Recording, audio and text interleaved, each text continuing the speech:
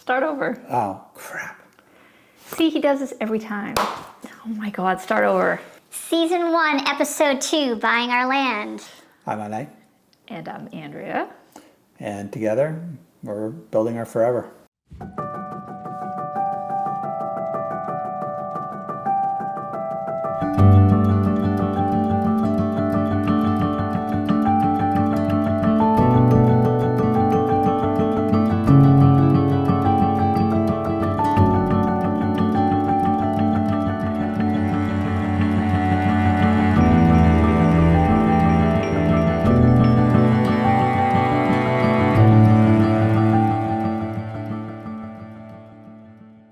So if you caught our last episode,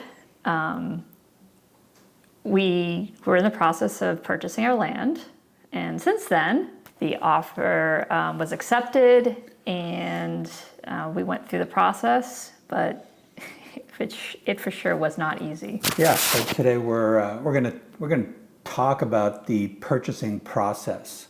And it's not as straightforward as you would think. I had no expectations. I never even gave it any thought. What does it mean buying land? You say, I want that piece of land. Here's some money. I have it. It's not that easy. Yeah, one would think it'd be more straightforward. We've purchased houses before, and for the most part, that's pretty straightforward. You know, you go through a mortgage company, you get approved, you get pre-approved, you get approved. You give them a whole bunch of information, and the process just happens.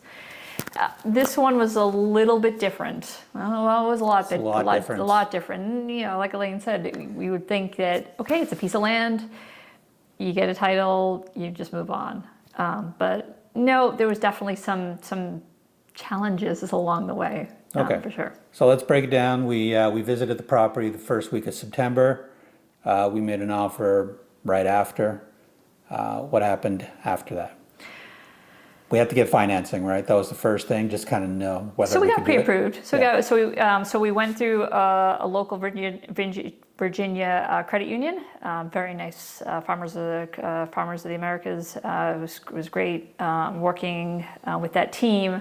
We got the pre-approval and we placed the offer. And then once we placed the offer, we started the financing process. Again, that was pretty straightforward. Nothing we hadn't done before. We gave them all the information that we needed, collect, and then it was just a matter of next steps. That was the easiest part of the whole thing. The financing was the easiest. Honestly, we were dealing with people who deal with land purchases all the time. Yeah. So that was the easy part. Now, part of our offer was contingencies based on the land survey. Because they had an old land survey, so we wanted to get a new generalized land survey that just validated the 20-year-old land survey that the seller had.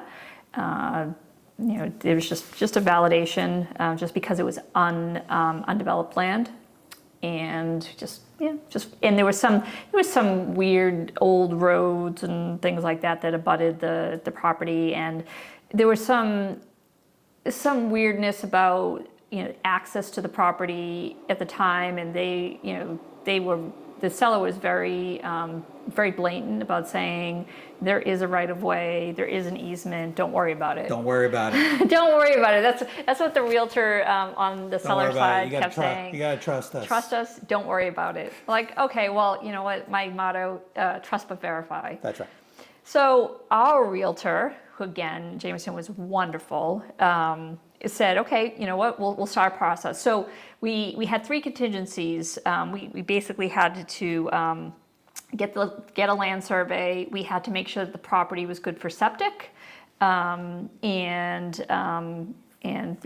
before we, you know, we it was official, before we could close on anything. So we hired a land surveyor.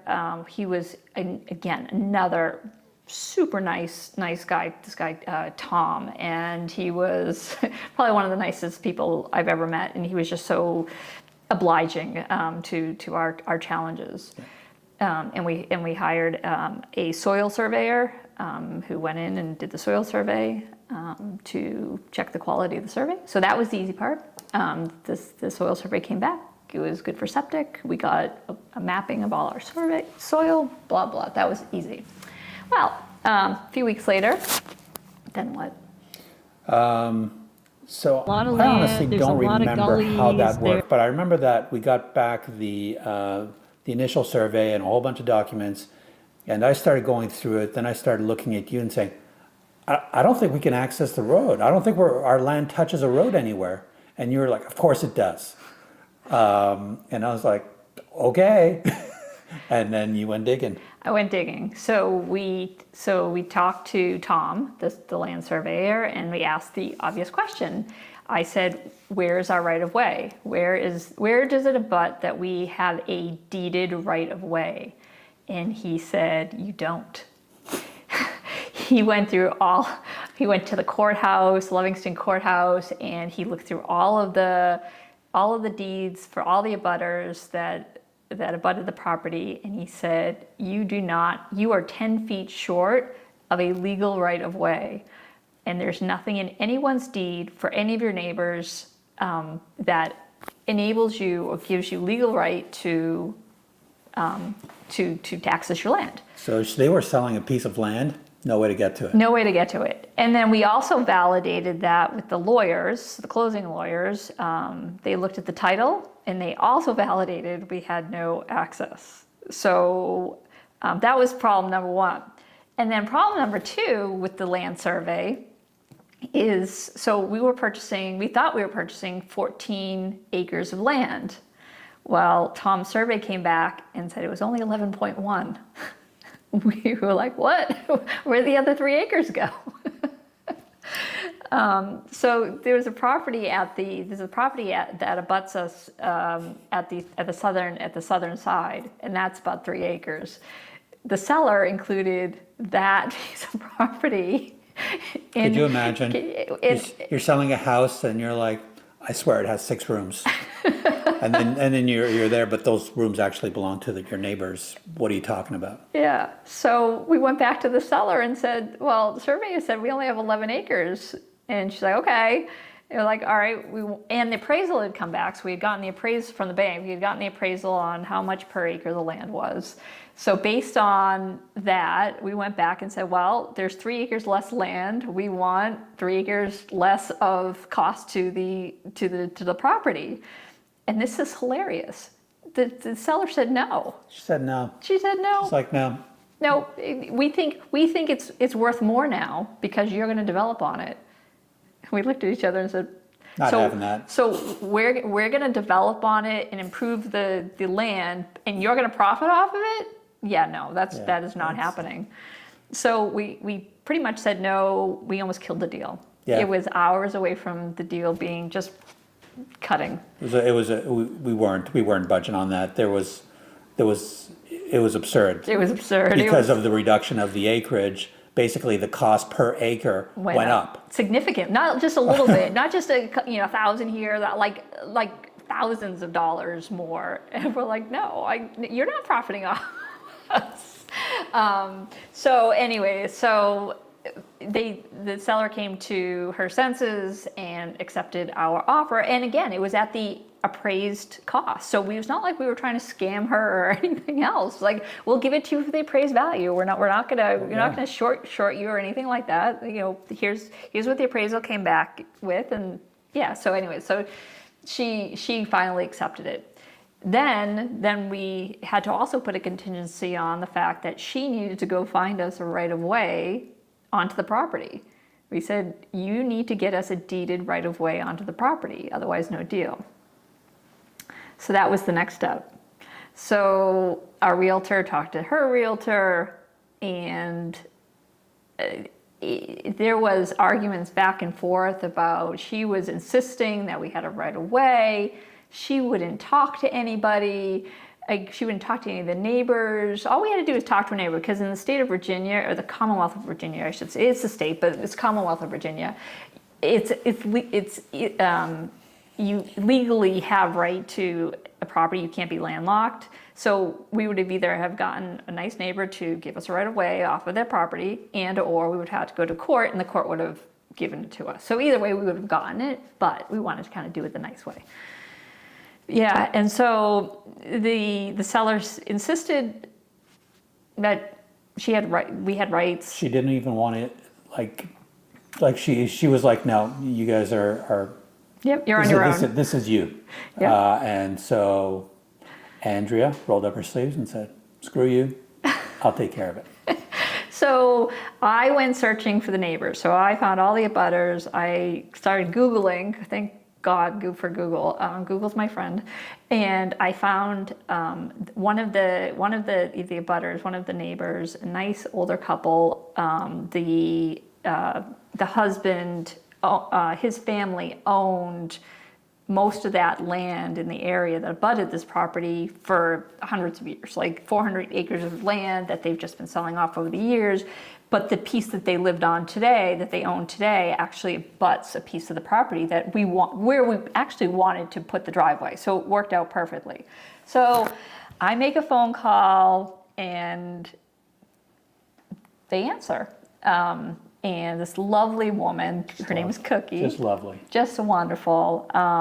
We explained the situation to them. Said, explained we only need a small footage to be able to get onto our property, put a road on, and that's it. We don't want anything. We just want to right away. We don't want to own it. We don't like nothing. We will take care of it. We'll maintain it. And they agreed. It was as easy as that. Within a couple of hours. Got the legal paper drawn up. Within a couple of days, we had them notarize a legal deed, and that was it. Didn't Jameson bring him? Yep. So Jameson, our realtor, drove from Virginia Beach to Afton. A few hour drive to meet up with them. Go find a notary, get it all done. Again, everyone down there is just so nice. Yeah, and that was done. But honest to God, it was just like. We found out why she wouldn't talk to any of the neighbors, but that's a story for another day. Anyways. It's fun. Yeah. So, but this was just quite the process. And that it took weeks and weeks and weeks and weeks to get it all done, and then and then the lawyer wanted an official land survey because of the change in footage. Otherwise, we couldn't get title insurance. And the only abutter they couldn't find was the cemetery, the church, the trustees of the church that own the cemetery that abuts us, our other neighbor, the quiet ones. The quiet ones. But fortunately, he was able to map everything out. The title company, the insurance company agreed that it worked for them. And yeah, we got our title. And this is the best part. We had the worst closing attorney. Terrible. Well, she was the closing manager. The attorney himself was fine. It was the closing manager. She was terrible. She was uncommunicative, and she dropped the ball on so many things. And it literally came down to hours. They didn't file the paperwork in time. Like, it literally came down to hours where we almost had to re-sign all of the documents.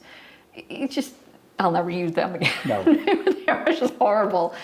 But yeah, it just seemed like every step of the way, it wasn't big, but it was just this little something that just made this just that much more painful than it needed to be. Yep. So here we are. So it was about 6 weeks later, right? We closed on 2 weeks land. ago. Huh? It was about 6 weeks after we put the offer in. Yeah, about 45 days. Yeah, it was literally, we didn't need any extensions or anything like that. We came within our agreed upon time frame with just one extension at the end because of the stupid lawyer. But other than that, we came in within the time frame. So yeah, it wasn't a big deal, but it could have been easier for sure. Yes, we got it. It was an interesting journey just to get to that point. On the next episode, we're going to show you the property. We went and visited the property last week. And we spent 3 days there running around, getting contractors lined up, taking soil samples, and doing a whole bunch of stuff. But you will see it, and we'll walk you through all that. So that's on the next episode. Stay tuned. All right. Bye. Bye. Wait, start over. Oh, crap.